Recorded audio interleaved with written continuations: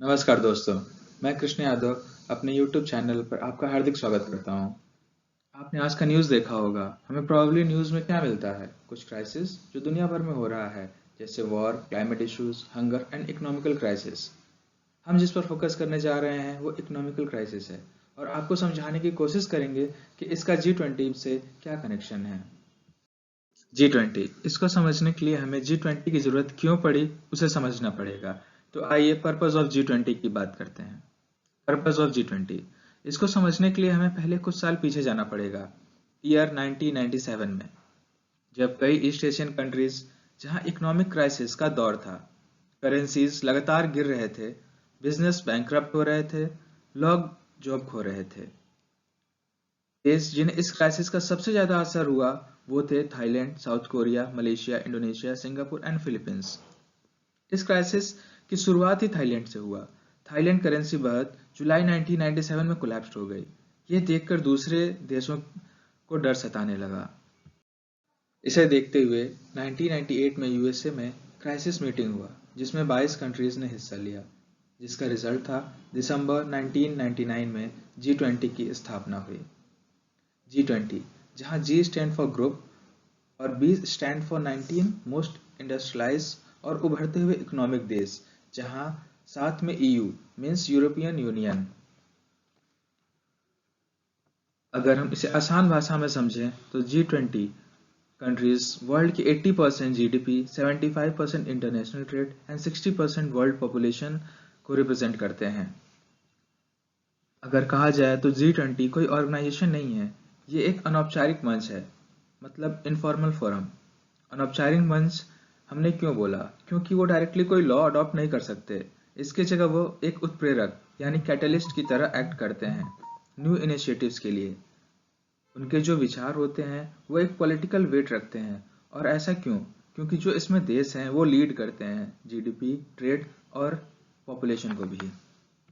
आइए अब उन 19 कंट्रीज के नाम जान लेते हैं जो G20 के अहम हिस्सा हैं, जिसमें Argentina, Australia, Brazil, Canada, China, France, Germany, India, Indonesia, Italy, Japan, Republic of Korea, Mexico, Russia, Saudi Arabia, south Africa, Turkey, the United kingdom and the United states. G20 का एक और ईयर जो बहुत इंपॉर्टेंट है वो है 2008। ऐसा क्यों? आइए जानते हैं। एक बार और finance ministers and central bank chairperson मिले एक डिस्कशन के लिए, और इसी टाइम दुनिया दूसरे फाइनेंशियल क्राइसिस की तरफ बढ़ रहा था।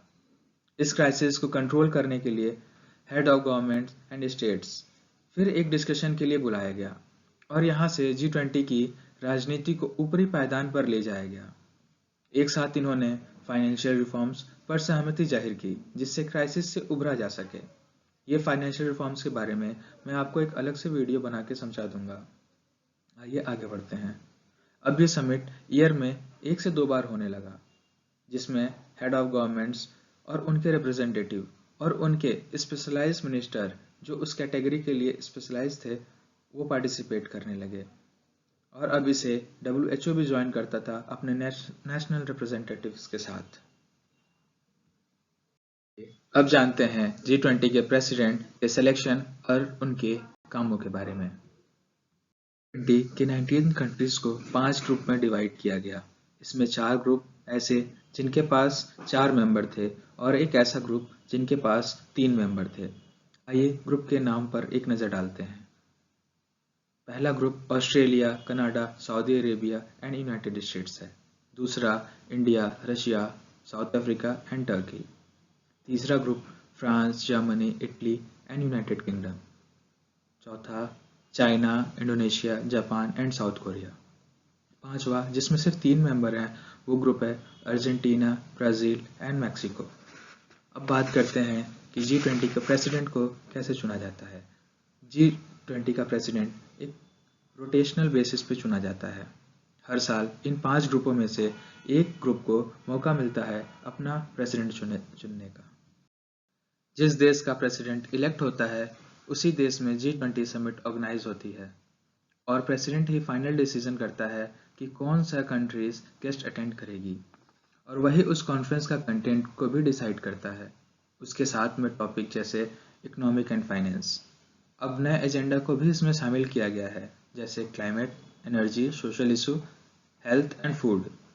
अभी जो एम है G20 का, वो है ग्लोबल क्राइसिस से लड़ना और क्राइसिस को प्रिवेंट करना। ट्रोइका। ट्रोइका मतलब ग्रुप ऑफ थ्री। G20 में Troikaa form the secretariat of the summit. G20 के ट्रोइका में previous year president, present president और फ्यूचर प्रेसिडेंट होते हैं। शेरपा। आपने G20 में ये वर्ड कई बार सुना होगा। शेरपा बेसिकली एक तिब्बतियन एथनिक ग्रुप होता है जो माउंटेन में रहते हैं और वहाँ के लोकल एरिया के बारे में एक्सपर्ट होते हैं, जो माउंटेनिंग में गाइड करते हैं। ये टर्म वहाँ से लिया गया है। हर देश अपना एक शेरपा अपॉइंट करता है। हर देश का रिप्रेजेंटेशन उसके शेरपा द्वारा किया जाता है, जो अपने संबंधित देश के नेता की ओर से प्लान्स गाइड इम्प्लीमेंट करता है। आइए अब बात करते हैं अचीवमेंट ऑफ G20 की।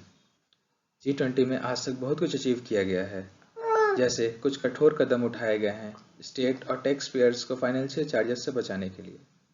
फाइनेंशियल सपोर्ट दिया गया है गरीब देशों को, और सबने मिलकर सहमति बनाई है कि ग्लोबल वार्मिंग को 2 डिग्री सेल्सियस से कम करेंगे। समिट खत्म होने के बाद हर देश की जिम्मेदारी होती है कि समिट में लिए गए डिसीजंस को इम्प्लीमेंट करे। इन लास्ट, कोई भी काम हो और क्रिटिसिज्म ना हो, ये पॉसिबल ही नहीं है। तो G20 कैसे बच सकता था?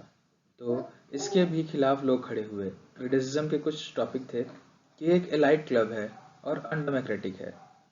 इसका कारण था कि जो देश G20 में नहीं है, उनकी आवाज़ का क्या होगा। कुछ लोगों ने कहा बड़े कॉर्पोरेशंस और अमीरों की तरफदारी करते हैं G20 वाले। और इन लास्ट, कई लोगों ने G20 पे ये भी आरोप लगाया कि जो भी क्लाइमेट कंट्रोल्स मेजर्स लिए जाते हैं, वो कंट्रीज अडॉप्ट नहीं कर रही हैं। देखना होगा फ्यूचर में G20 समिट्स क्या अचीव कर सकते हैं। India to host G20 summits in September 2023। Thanks for watching.